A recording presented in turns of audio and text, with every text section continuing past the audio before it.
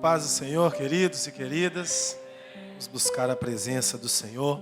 Abra sua Bíblia comigo no Salmo 46:1.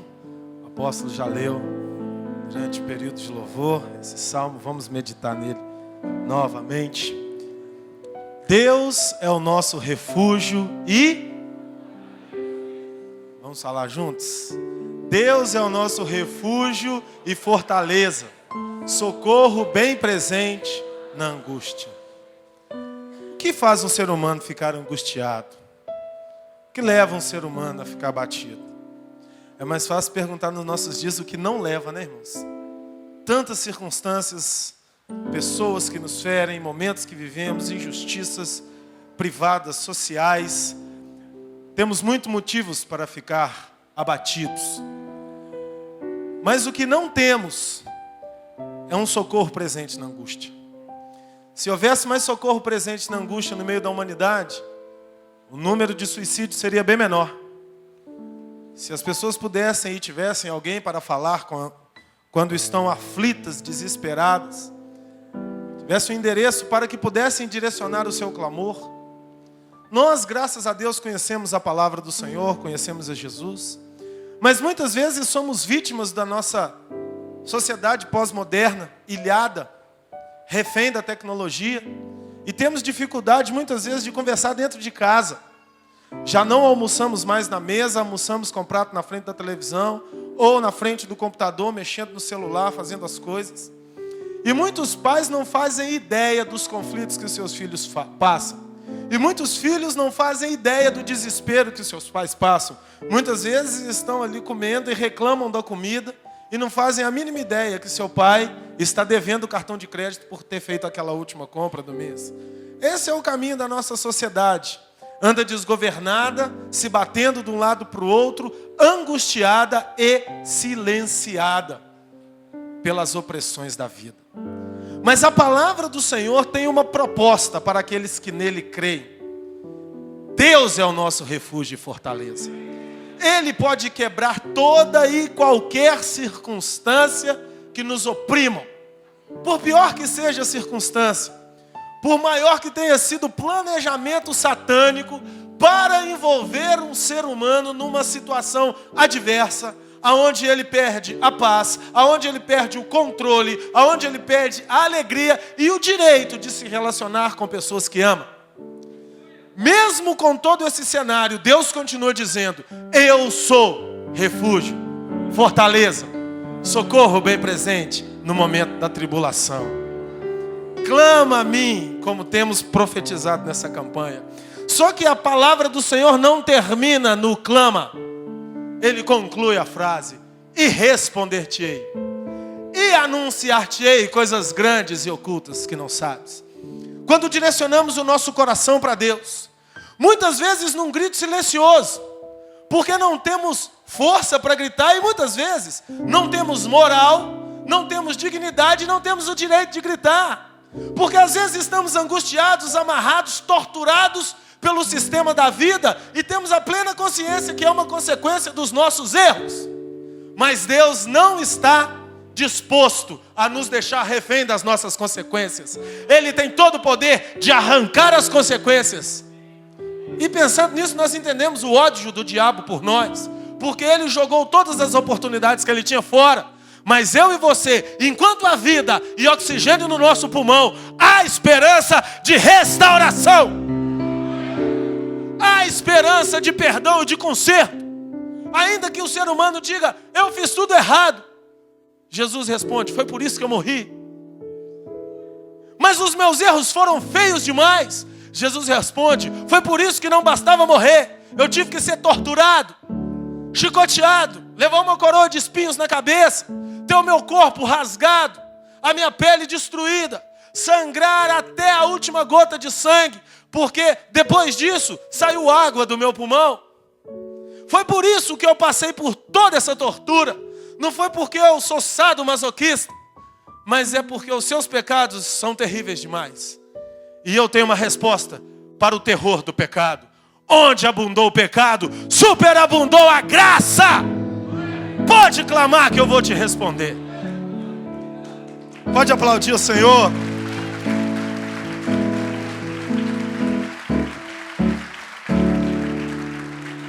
Eu vou te acolher.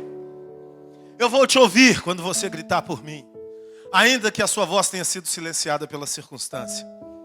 Eu vou levar um padrão que quebra as cadeias e faz a sua voz sair. E eu venho em resposta a você. Vamos para o livro de João, capítulo 8. Nós vamos ver uma situação onde é muito bem ilustrado através de um acontecimento prático e real. Quando Jesus entra na história de um ser humano, ou melhor, de uma ser humana, limpa os seus pecados, vai além da moral humana. Diz assim o texto de João 8, a partir do versículo 1. Porém Jesus foi para o Monte das Oliveiras, e pela manhã cedo voltou para o templo.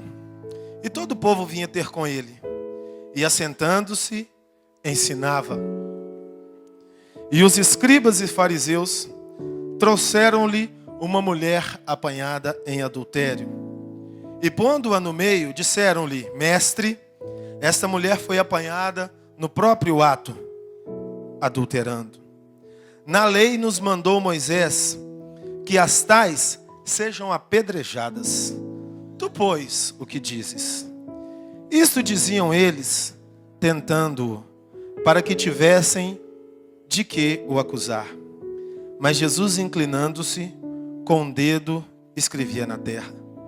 E como insistissem perguntando-lhe, endireitou-se e disse-lhes: Aquele que dentre vós está sem pecado, seja o primeiro que atire pedra contra ela. E tornando a inclinar-se, escrevia na terra. Quando ouviram isto, saíram, um a começar pelos mais velhos, até os últimos. Ficaram só Jesus e a mulher que estava no meio. Endireitando-se, Jesus, não vendo ninguém mais do que a mulher, disse-lhe: Mulher, onde estão aqueles teus acusadores? Ninguém te condenou? E ela disse: Ninguém, Senhor. E disse-lhe Jesus: Nem eu também te condeno. Vai e não peques mais. Essa mulher estava angustiada. E ela era a causadora da sua angústia. Ela foi pega no próprio ato de adultério. E a lei era muito clara. Deve ser apedrejado o homem e a mulher que com ele adulterou. Essa era a lei judaica. Nós precisamos entender a questão de vida do povo judaico, daquela época, para nós mergulharmos mais na história. Para nós entendermos e evidenciarmos mais o milagre do Senhor. Nós precisamos jogar mais luz no milagre do Senhor, entendendo o contexto histórico e social daquele povo. Toda sociedade é regida por matrizes éticas e morais. O que é isso? É o conjunto de valores que rege um povo. Para eu e você, na nossa época, na nossa nação, matar uma mulher porque adulterou é um absurdo. Mas no contexto de vida judaico era o certo a se fazer. A lei era clara, ela deve morrer. E tem algumas premissas nessas matrizes éticas e morais que vão dando norte para o povo. E Jesus, como Rei dos Reis, Senhor dos Senhores, ele estava vivendo no meio do povo judaico, mas ele estava muito à frente do seu tempo, porque o amor faz com que qualquer ser humano ande à frente do seu tempo. O amor tem os princípios da liberdade. O amor tem os princípios da restauração. O amor tem os princípios da paz. Em toda e qualquer sociedade, aonde o amor entre, ele vai estar à frente do seu tempo. Ele vai libertar os cativos. Ele vai curar os enfermos do corpo e na alma. E ele vai trazer a voz profética de Deus, aonde o ser humano tem o seu clamor ouvido. E dentro dessas matrizes éticas, tem algumas de uma ordem didática dividida, mas eu vou ilustrar para vocês duas aqui. Tem a matriz do hierarquismo, que é uma matriz ética. O que é isso?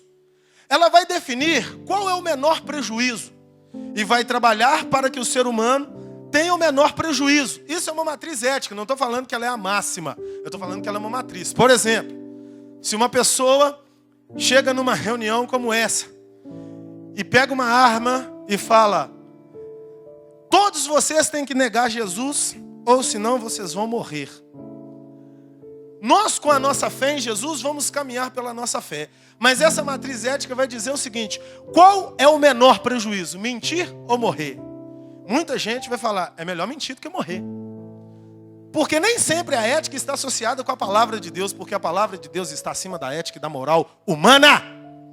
Ela está associada à moral e à ética espiritual, que não está associada ao que os outros podem ver. Então, porque eu não estou preocupado com o que os outros podem ver ou com a minha própria vida, eu vou falar, mata, porque é mais importante servir a Jesus. Mas o mundo vai falar, isso é loucura. Por isso, a sabedoria de Deus é loucura para os homens. Amém? Outra matriz ética que existe é o absolutismo não conflitante. O nome é complicado, mas é só nome técnico. Por quê? Porque é o absoluto que está acima das razões. E foi essa que Jesus usou. Quando os fariseus chegaram com a mulher, eles estavam em cima do seu código de leis e da sua moral. Tinha que matar. A lei brasileira diz, quando rouba, tem que ser preso. Então se pega um ladrão, coloca-se uma algema nele e joga ele dentro de uma cela. Você está certo ou errado se fizer isso? Você está certo, porque a lei diz que quem rouba tem que ser preso. Amém? Legal até aqui? A lei judaica dizia, quem adultera tem que morrer. Só que Jesus, como eu estou dizendo para vocês, para nós, ele não está muito preocupado com a nossa ética moral, porque ela é enganosa, evasiva. Porque o ser humano, quando é interessante para ele, ele é ético. Quando não é, ele dá um jeitinho. Até que Jesus entre na situação. Aí não tem negociação com o pecado. Mas aquele povo, eles não estavam nessa veia espiritual. Eles eram fariseus que colocavam um peso muito grande no povo e eles mesmos ficavam na leveza. E Jesus virou para eles e disse, vocês são sepulcro caiado. Por dentro vocês estão podres, mas por fora vocês são lindos. Porque Jesus queria revolucionar o interior. Porque o interesse de Jesus é ouvir o clamor que está dentro do seu coração hoje. E para Jesus, repito, não importa o que você fez até aqui. Ele tem o poder de apagar o seu passado. Importa se você vai clamar com sinceridade. E era essa a proposta dele para aquela mulher. E quando os homens chegaram com paus e pedras na mão, na sua razão, Jesus foi absolutamente acima do conflito humano. Eles falaram, mestre, temos que apedrejar. Jesus conhecia a lei. Se vocês lembram, o primeiro versículo de João 8 diz que Jesus estava vindo do Monte das Oliveiras e de manhã cedo ele foi ensinar na sinagoga. E quem vivia na sinagoga de manhã, de tarde, de noite? Os escribas e os fariseus. Homens que conheciam a lei. Mas Jesus é o mestre dos mestres. E quando Jesus começou a escrever na areia, ele silenciou. E esse padrão, essa matriz ética do absolutismo não conflitante, ele diz o seguinte: quando há um conflito, o sábio procura no silêncio uma nova matriz ética para que o ser humano consiga olhar para dentro de si e encontrar em si mesmo a resposta para os seus erros e acertos. Vou abrir um parêntese, contar um caso para vocês. Nos Estados Unidos, há uns anos atrás, uns 3 anos atrás, estava tendo um julgamento de um assassino. Aquele assassino era um homem de família que estava no bar, não era crente, estava no bar, e assassinou um amigo. Porque no meio da discussão, assuntos bobos, futebol, política, um amigo mais caloroso jogou um copo d'água na cara dele. Ele pegou o taco de sinuca e deu uma tacada na cabeça do amigo. E o amigo caiu morto. Esse homem estava sendo julgado. E o júri estava decidido a condenar esse homem à pena de morte.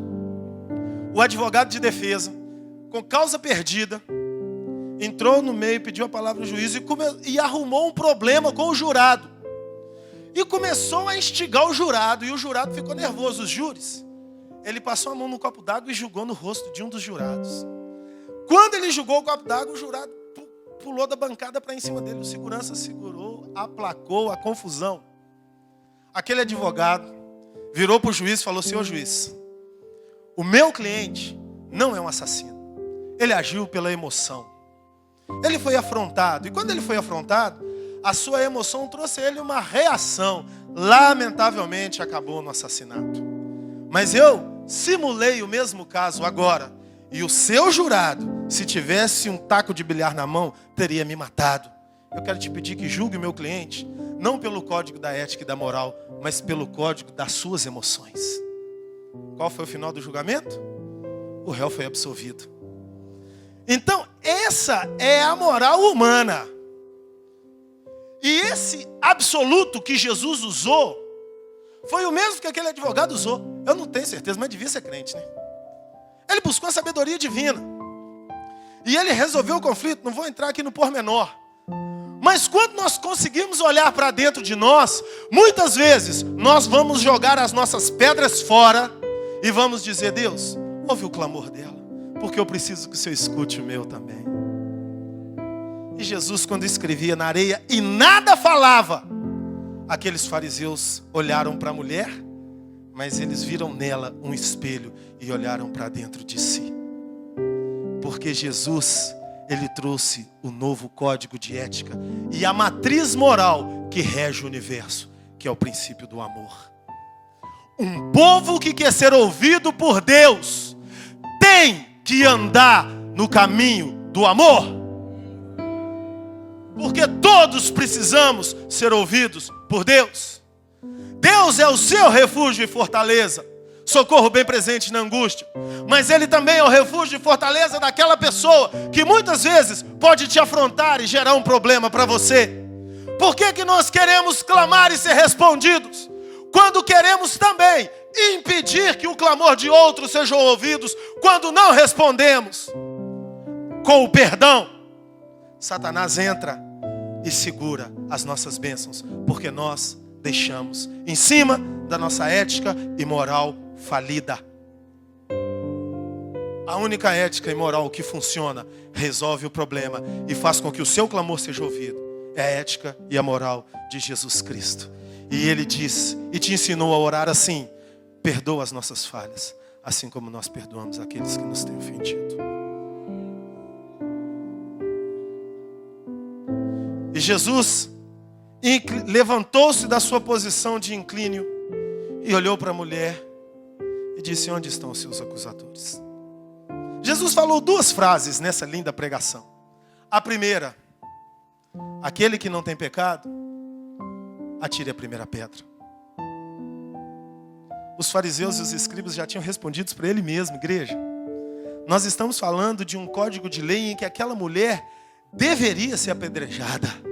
Era um benefício para aquele povo, por uma lei dada por Deus, que ela fosse apedrejada.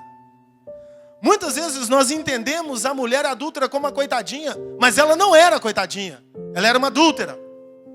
Mas ela foi uma adúltera que foi perdoada, porque clamou com sinceridade, mesmo quando a sua voz foi calada. O inimigo vai tentar calar a sua voz, para que você não tenha forças de clamar. Mas o Espírito Santo, o Deus que é o seu refúgio e fortaleza, socorro bem presente na tribulação, Ele não precisa de uma palavra. Ele lê os seus pensamentos. Ele te ouve e te responde. E Jesus falou: quem não tem pecado, atire a pedra. E o seu absoluto amor apartou o conflito e fez os fariseus jogarem as pedras fora. E Jesus olhou para a mulher e perguntou: onde estão os seus acusadores? Ainda tinha um acusador ali. E sabe quem era? A própria mulher. Porque ela se acusava. Porque quando o nosso erro é publicado, nós nos envergonhamos. E muitas vezes nos arrependemos, não pelo erro, mas pela vergonha que ele nos gera. E essa era a situação daquela mulher. Ela estava com vergonha porque a sua nudez foi exposta. E ela se acusava. E muitas vezes o seu clamor não é ouvido, porque Deus tira todos os seus acusadores de diante de você, mas você continua se acusando dia após dia, noite após noite. E a bênção não pode penetrar na sua existência. Mas Jesus foi absoluto com a mulher também. Eu imagino os olhos, cor de caramelo de Jesus. Caramelo é meu grifo. Jesus olhando para aquela mulher com os olhos de amor, onde estão os seus acusadores? Aquela mulher olhou para os lados e Jesus, em silêncio, fez ela olhar para dentro de si e se perdoar. E quando ela foi perdoada pelos fariseus e pelos judeus e pelos escribas e até pelos discípulos que estavam ali, ela chegou na última fase e se perdoou e disse: eu sou digna do seu amor, Jesus. E Jesus disse para ela: eu também não te acuso. Vai e não peques mais. Porque Jesus veio para a terra para nos dar um novo mandamento e uma nova lei, que é a lei do amor. Você tem o direito, por herança, e a dignidade conquistada por Jesus na cruz, para que possa clamar a Deus e os céus ouvirem você. Vamos no livro de 1 Coríntios, capítulo 4, para encerrarmos.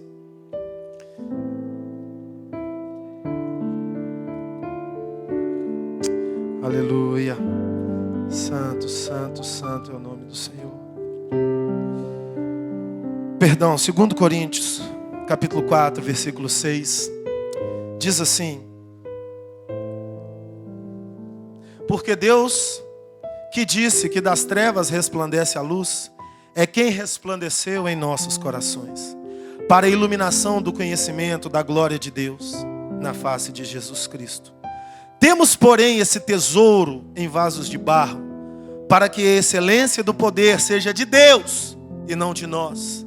Em tudo somos atribulados, mas não angustiados, perplexos, mas não desanimados, perseguidos, mas não desamparados, abatidos, mas não destruídos.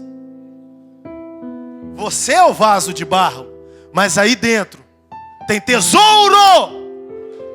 Levante-se e aplauda ao tesouro que está dentro de você. Dê um glória a Deus bem forte. Diga aleluia. Você tem direito de ser ouvido. E nós vamos clamar nesse momento, e os céus virá em nossa resposta. Não importa o que passou, importa a sinceridade desse coração agora, para que coisas grandes e ocultas sejam reveladas a nós. Amém?